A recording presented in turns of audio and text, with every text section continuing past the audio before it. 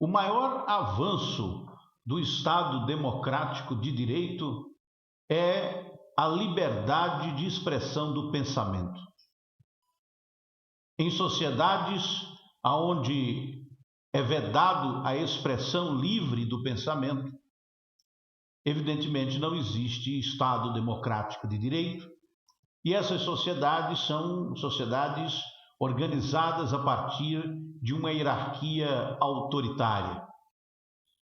Aqui no Brasil, nós vivemos sob uma lei, uma carta política, a Constituição da República Federativa do Brasil de 1988, que garante que é livre a expressão do pensamento, sendo vedado o anonimato. É livre a expressão do pensamento, mas isso não quer dizer que não tem consequências aquilo que é dito, aquilo que é colocado no debate público. Notadamente, quando o que é falado atinge a honra de alguém, a reputação de alguém, quando o que é exclamado, afirmado, se reverbera como injúria, como difamação. Isso tem maior importância quando se fala do debate público com personalidades públicas. E ainda maior quando essas personalidades públicas são personalidades de direito público, que representam instituições. E aí o ataque não é um debate de ideias, é um ataque à instituição da República, que ela mesma, a instituição, é garantidora da liberdade de pensamento. Sem um sistema jurídico, sem um Estado de direito, não tem liberdade de expressão. A liberdade de expressão, ela precisa ser garantida. E essas garantias, elas são dadas através de uma lei que serve para todos e que todos devem se submeter a ela. Então, você pode dizer o que lhe vem à telha, o que lhe vem à cabeça. Ligue a câmera, ligue o microfone, fale o que você quiser. Nós vivemos na sociedade da informação. Antes, quando eu era mais jovem, se alguém quisesse falar no microfone, falar para as câmeras, falar publicamente, era preciso estar dentro de um veículo de comunicação. Era preciso estar, no mínimo, participando de uma agremiação política, estar num palanque, ser elegido para tal. Representar uma associação, coisa desse tipo, um sindicato, coisa assim. Mas fora isso, ninguém, o cidadão comum, não tinha nenhum tipo de acesso ao debate público. Mas hoje o cidadão comum, qualquer cidadão, tem direito de participar do debate público, entre aspas. Tem direito, mas isso não quer dizer que esse direito pode ser exercido de qualquer jeito. E, infelizmente, nós estamos num momento de transição.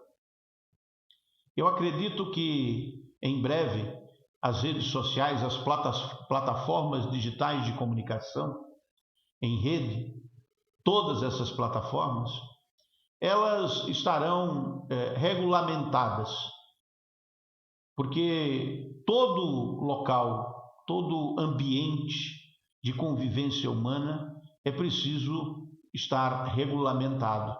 É preciso que existam leis para protegerem o direito da livre expressão. É exatamente em locais onde essas leis não existem que a expressão livre também não pode ser exercida, porque vivem sobre o império da autoridade, da força, da hierarquia, da ordem a partir de determinações hierárquicas. Por exemplo, não existe liberdade de expressão nas forças militares. A própria estrutura de comunicação entre os militares não permite nenhuma liberdade de expressão. Os subalternos não podem dizer o que pensam aos seus superiores. Isso é inaceitável do ponto de vista de uma comunidade militar. Esses valores militares, eles são importantes, porque em momentos de conflito armado, onde a vida humana está em risco, onde é preciso defender o território, o comando precisa ser respeitado sem que seja necessário fazer uma assembleia a cada ordem dada. Entretanto, esses valores militares não servem para a vida civil. Esses valores militares devem ficar dentro dos quartéis, reservados à comunidade militar. E na vida civil, a expressão do pensamento é garantida a todos no Brasil. A grande conquista da Carta Política de 1988, sem dúvida nenhuma, foi a liberdade de expressão. Uma liberdade de expressão que não havia antes da publicação, antes da vigência da Carta Política de 88. A Constituição brasileira foi um marco na liberdade de expressão. Antes, quem viveu antes sabe, não era possível haver liberdade de expressão, coisa nenhuma. Ninguém nem falava sobre isso. Não estava no debate público a liberdade de expressão.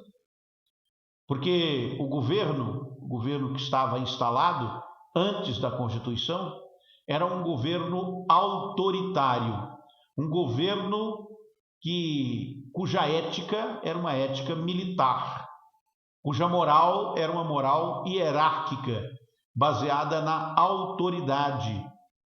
E, evidentemente, nesse ambiente não havia espaço para divergência, para opinião diversa, para a singular diversidade humana.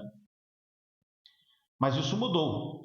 E mesmo depois da Constituição, quem viveu sabe, não havia ainda liberdade de expressão. As pessoas estavam se acostumando. Quem trabalhava com comunicação social, em rádio, por exemplo, que havia a necessidade de que um censor autorizasse os textos jornalísticos antes que eles fossem lidos, que ninguém da emissora de rádio estava autorizado a emitir opinião ou falar sobre política, sobre economia, se isso não estivesse numa pauta escrita para ser lida e previamente autorizada. Essa era a falta de liberdade de expressão. Os veículos de comunicação todos controlados pelo governo, através de funcionários públicos cuja função era controlar a ordem política, impedir qualquer tipo de crítica ao governo, aos governantes, àqueles que estavam com o Estado na mão. Isso mudou, e mudou significativamente. Hoje nós vivemos na hiperliberdade de expressão. Todo mundo pode dizer o que pensa. Então, por que um cantor teve hoje a sua casa invadida por policiais federais que levaram seus celulares, seus computadores, seus documentos, fizeram uma vistoria na casa, busca e apreensão? Cantor famoso, que já foi inclusive deputado, é ex-deputado, e está ligado ao setor do agronegócio. O Sérgio Reis, que disse que ia entrar no STF junto com o pessoal que ele estava regimentando para quebrar tudo e expulsar os 11 ministros do STF e resolver na porrada. Exatamente isso que ele disse. E disse depois que estava brincando, quando foi informado das consequências do que falou. Tudo isso para defender politicamente o presidente da República. Outro que teve também busca e apreensão em sua residência é um já um frequentador desse tipo de medida, porque já foi condenado outras vezes. O deputado Ottoni de Paula, do PSC, ele é do Rio de Janeiro e já foi vice-líder do governo, é um homem próximo ao presidente da República, e o Alexandre de Moraes, ministro do Supremo Tribunal Federal, autorizou busca e apreensão no gabinete dele, também na sua residência. O objetivo da investigação é obter documentos, provas que expliquem a existência de uma organização criminosa que estaria se organizando via essas plataformas de comunicação digital para agredirem e inclusive promover baderna e desordem com previsão de violência física contra autoridades públicas de direito público e que representam instituições, que é justamente o caso do ministro Alexandre de Moraes e do ministro Luiz Roberto Barroso, que se tornaram alvos da militância comandada pelo presidente da República. Porque o próprio presidente pintou o alvo nas costas de Barroso e de Alexandre. Justamente porque se sente o presidente acuado pelas decisões jurídicas desses dois magistrados. Chegou a dizer que iria pedir ao Senado que fizesse o impeachment deles, mas aparentemente voltou atrás, porque disse que ia apresentar na segunda-feira. O presidente da República pode pedir ao Senado que encaminhe um processo de impeachment contra ministros do Supremo Tribunal Federal. É um direito do presidente fazer isso. Só que isso nunca foi feito por nenhum presidente. Ninguém nunca resolveu partir para esse tipo de expediente. Era um expediente que tinha tudo para fracassar. E aí parece que convenceram o presidente que ele não deveria fazer isso. O fato é que o presidente da República, ele tem imunidade, imunidade presidencial. E essa imunidade presidencial, garantida pela lei, faz com que ele possa dizer o que vier na cabeça dele. E aí onde está essa imunidade? Uma imunidade que um brasileiro qualquer não tem. Se o presidente da República esculhamba com Alexandre de Moraes, o que vai acontecer com o presidente? Nada. Mas se um cidadão comum como eu ou você inventar de fazer isso, é óbvio que vai ser punido. Isso não é falta de liberdade de expressão. E eu digo mais, esculhambar até que tudo bem. Não acho que se deva esculhambar com ninguém, mas tem gente que faz política só com ódio, e só com ódio sabe fazer política. Então, e o ódio engaja, o ódio faz com que as pessoas se juntem. Então, esculhambam. Esculhambar até tudo bem. O problema é que não é só esculhambar, é montar um esquema para atacar uma milícia digital e física, para atacar e inclusive difamar, injuriar autoridades públicas de direito público que representam instituições que são garantidoras da República, garantidoras da democracia e, portanto, garantidoras da Constituição, que, em última instância, é o que nos garante a liberdade de expressão. Repare, a liberdade de falar o que você quiser dizer, está aí, as redes sociais quase que não censuram ninguém. E por que alguns são censurados? É porque ultrapassam todos os limites. Todos os limites. São advertidos, não ignoram as advertências e se sentem, por ser amigos do presidente, se sentem imunes como o próprio presidente. Só que querem reinar mais que o rei. E como você sabe, isso não funciona bem, nunca deu certo e nunca vai dar certo. A imunidade serve para o presidente. Repare, não serve nem para os filhos dele, não serve nem para os parentes. E vai servir para os apoiadores? Não vai. E essa imunidade presidencial, ela também tem limites. E esses limites estão aí porque o presidente está sendo investigado e pode se tornar inelegível.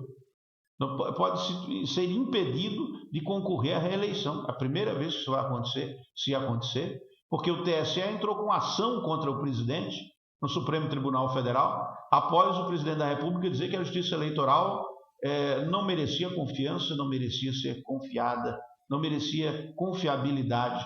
Uma Justiça Eleitoral que desde 96 promove o voto eletrônico sem fraudes, como já está amplamente provado. E ainda ainda falou da vida pessoal dos ministros, né? Uma coisa assim que não é um ataque só às ideias, um ataque de argumentos, mas também algo que vai para o lado pessoal, né? São ataques ad hominem que buscam ferir a dignidade da pessoa humana, a dignidade do indivíduo, a sua moral, e aí, evidentemente, isso vai ter consequências, né? A unanimidade dos ministros do TSE encaminhou, é uma situação complicada. A unanimidade dos ministros do TSE encaminha uma denúncia para o STF. A denúncia chega no STF e fica na mão, né, como relator, do ministro Alexandre de Moraes, que já se sabe vai ser o próximo presidente do TSE. Então, é uma armadilha perfeita. O presidente da República caiu numa armadilha política perfeita. E a inelegibilidade dele está por um triz. É óbvio que ele pode se defender juridicamente e tem advogados para isso, mas é uma defesa difícil, porque os autos são públicos. É isso que eu tinha para hoje. Eu sou Arquimedes de Castro, este é o meu laboratório de comunicações. Fique à vontade para fazer suas críticas, discordar, fazer seus comentários. Se você gostou, deixe seu like e encaminhe esse conteúdo para quem gosta de política e de quem discute também com você liberdade de expressão. Esse tema tão atual no momento. Até a próxima.